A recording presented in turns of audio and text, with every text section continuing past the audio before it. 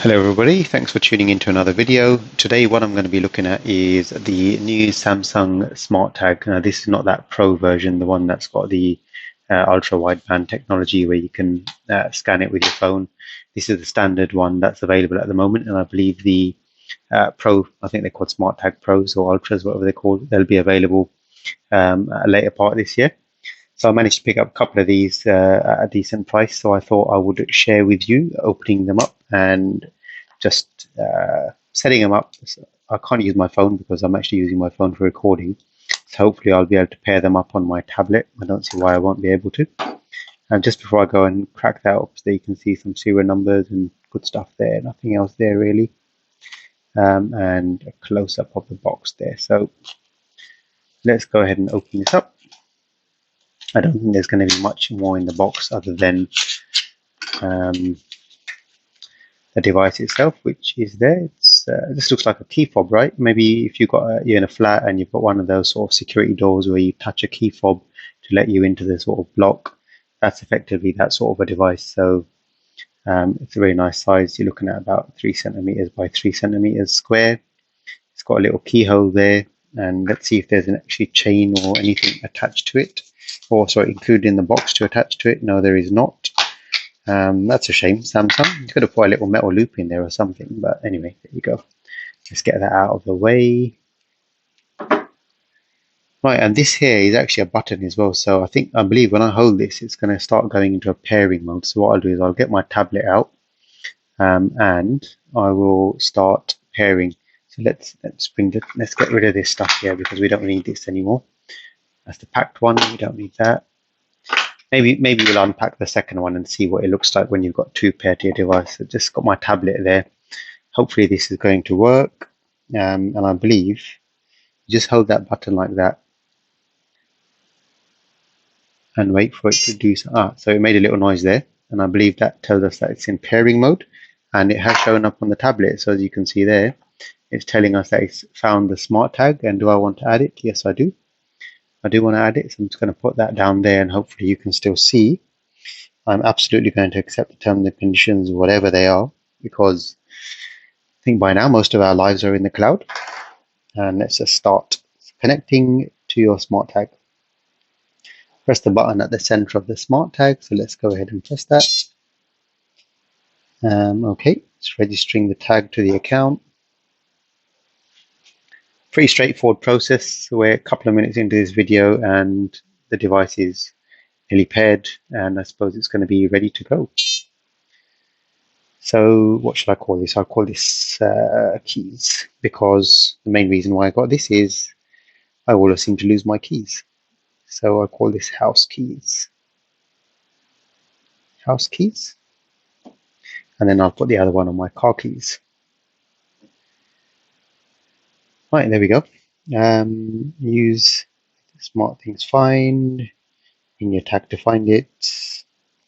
Oh, there's a software update. That's nice. So let's go ahead and update our smart tag software.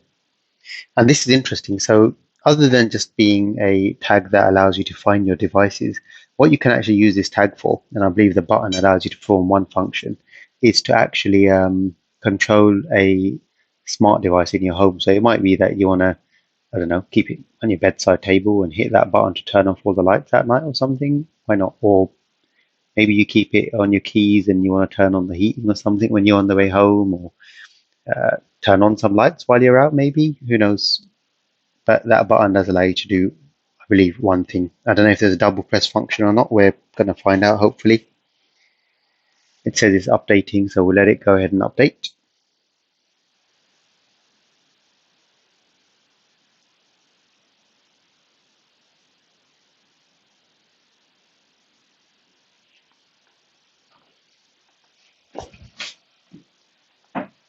And then let's see. I'm guessing we know what the sound's going to be like because we've heard that speaker when it went into a pairing mode. So I'm going to try and connect back to the device, I suppose, assuming we haven't bricked it with an update. That's interesting. It says status nearby, so I'm guessing if I walk well away from it, I'd probably have to walk very far from it. It might tell me that it's not nearby anymore. There are actions for the button. So use button for automation. So there's two actions, which is nice. So one is a long press, and one is just if you press it short. So let's do. So it's got an IFTTT type situation going on here. So if you press the button once, then what are you going to do? Choose what you want to happen when the conditions are met. So I want to control a device, and I want to control my lounge TV. And what do I want to do? I want to turn it off. There we go. That's a good one, isn't it? I'm going to turn off my TV. There we go. And if I hold it, what will I do when I hold it? So looks like it's registered that because it made a little noise there. And then if I hold the button, what do I want to do? Maybe I want to, I don't want to turn off my TV there. I want to change the temperature. Oh, maybe I can do something. I don't know why my lights aren't coming up there, but in any case, it looks like you can select two things there. What if I wanted to change the temperature? Heating mode. Heating temperature mode. I want to change the heating mode to heat. And heating temperature, I want to change it to, I don't know, 26 degrees maybe. And I want to save that. So I can hold this button and it's going to change. Network, well, I had a little issue there with the network connection, don't know why, but in any case, well, I think that's more the Samsung smart devices app connecting to Nest, I suppose, for temperature control, because that's a Nest thermostat, not a Samsung one or any other one. But in any case, I think you get the idea, right? If we press this button, let's see if it shows anything. If I'm pressing that button, it's making a noise, or if I'm doing a long press on it, it's making a noise, it's registering. And now let's see if we can try and find it. So if I change the volume to low because I don't want it to wake everyone up. There we go. So we can change the ringtones. Let's change it to classic tone 1. Is that going to be the Samsung ringtone? Nope, it's just a phone ring. But nice. At least it's not stuck to one bleep. You've got a few options there. Whether you'll be able to customize this later or not with your own tones, I don't know. Samsung, maybe you can bring out a little MIDI keyboard that we can program our own tracks with for our smart tags. Why not? Simple tone 3. Let's see what that sounds like.